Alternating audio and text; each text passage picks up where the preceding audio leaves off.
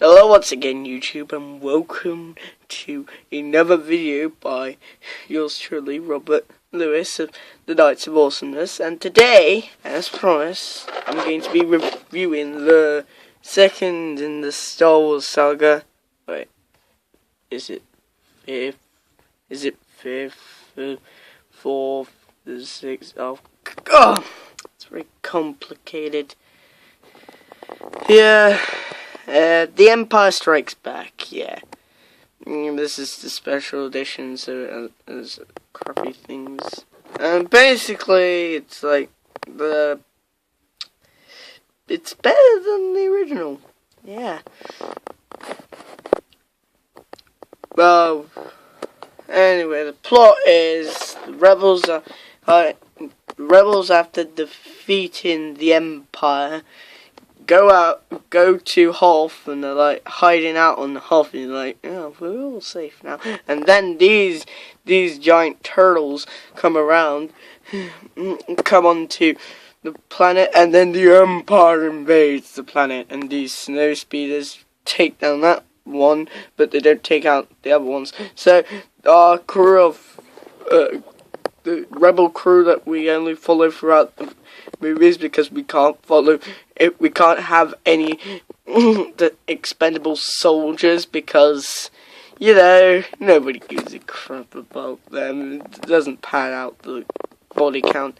They're like chased by the Empire, and they're like the Empire storms the rebel base, and then like Luke goes to Dagobah because the ghost of Obi-Wan Kenobi told him to go there, and he finds Yoda, one of the most iconic non-human, non-droid character, non-cyborg or non-Sith character in the Star Wars franchise. And he's like, Yoda, you seek, and do or do not. There is no try. And he tries to train Luke Skywalker in the ways of the Force. Unfortunately, Luke does not believe in the Force right at this moment. So like, my friends are in danger because they went to Cloud City after being stuck on an asteroid, and Han meets his old gambling friend Lando Calrissian, who turned out to be traitor. And like and Darth Vader is on Cloud City, even though it wasn't a lot. Okay, they beat the time frame in the Souls universe. Oh, Jesus Christ. Anyway, Darth Vader is told by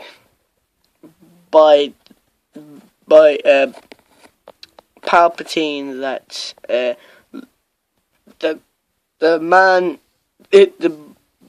the guy who destroyed the Death Star is the son of Anakin Skywalker, and this is the movie that reveals the twist that that Darth Vader is Anakin Skywalker, the father of Luke Skywalker, and in fact, Darth Vader didn't kill him. From a certain point of view, he did, but realistically, he didn't kill him. That would be suicide, and then he wouldn't be alive right in the original trilogy. So yeah, he turned out to be Darth Vader. Yeah. So Han Solo gets frozen in carbonite, and of course he does, because they have to have some characters gone at the opening half of Return of the Jedi, didn't they? And Darth Vader hired some bounty hunters to capture the Millennium Falcon, including the legendary, the most well-known bounty hunter in the Star Wars universe, Lomar 4. Everybody knows who Lomar 4 is, right? Yeah. Okay, I'm being fucking sarcastic. It's Boba Fett. And he's like, antenna. Yeah. And like, doing a big chase scene, which is basically a mirrored image of Attack of the Clones. Or is it the other way around? Is Attack of the Clones a mirrored image of Empire Strikes Back? Who knows? Anyway, bad things happen. The Empire wins.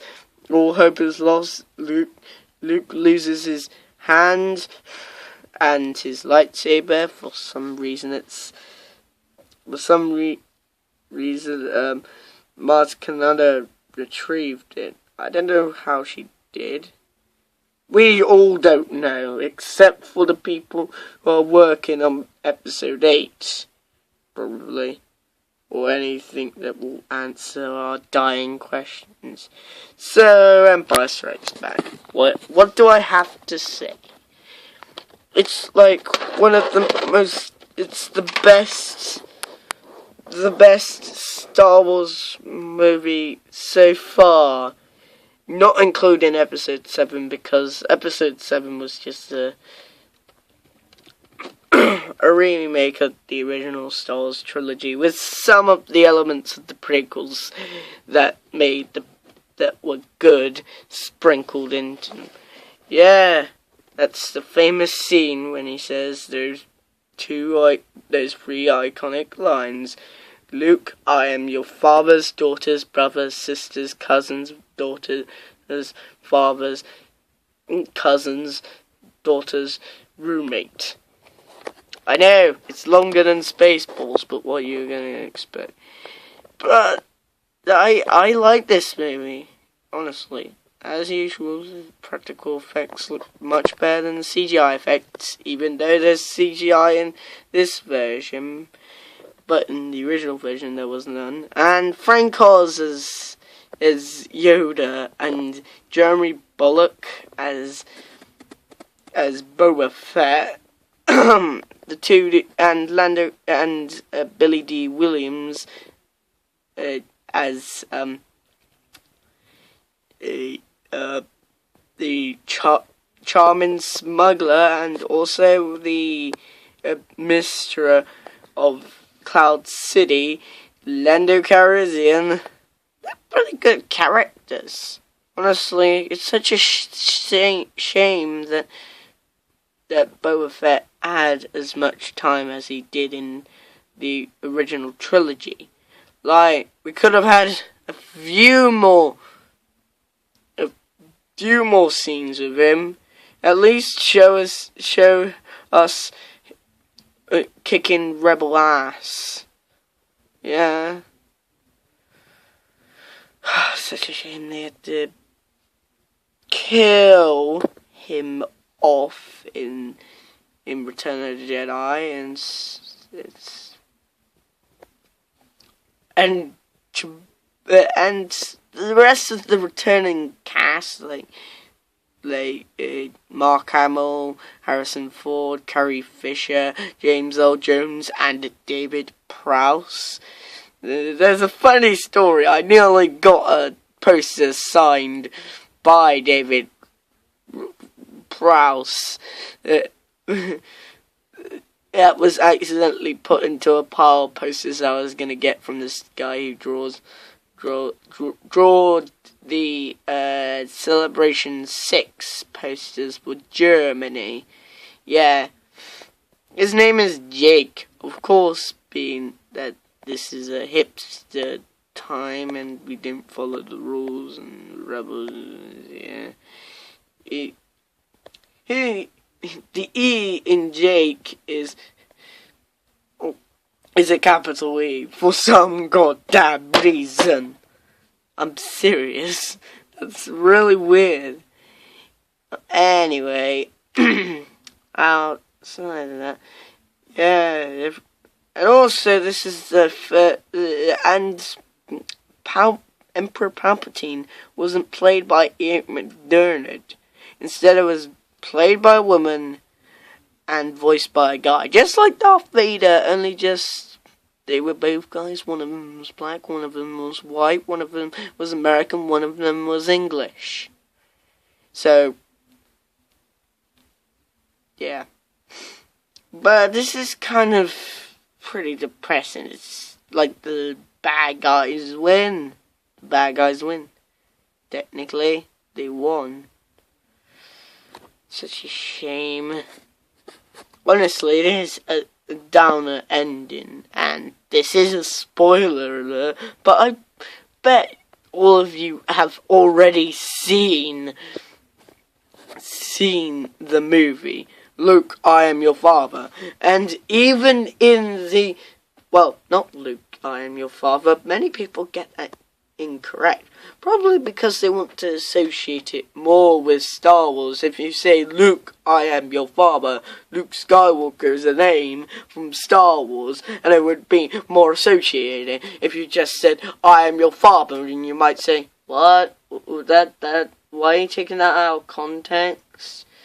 They might be confused what you're referencing, because most people haven't watched the like stupid, lonely, sad, horrible people haven't watched the Star Wars saga except for episode 1 and episode 2. You can be excused for watching those two awful pieces of garbage. Well, except for some scenes in episode 2 that felt Star Warsy.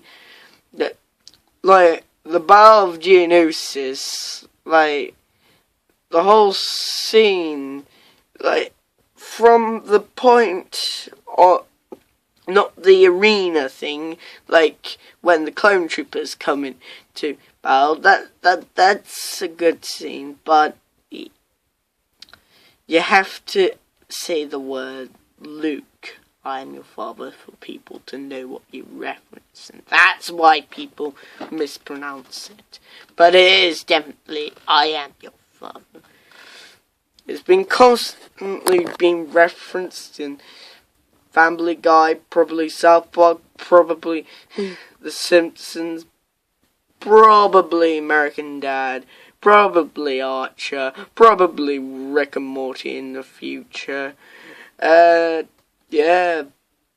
it's and it makes us realize, oh shit, we thought it was black and white, but now it's black and white and a shade of grey. Let's say 50 shades of grey, as you can see in this image. There's 50 shades of grey on this image. So, and it's pretty good. Like, there's so many quotable lines in it. I love you, I know. What if he doesn't survive? He's worth a lot to me.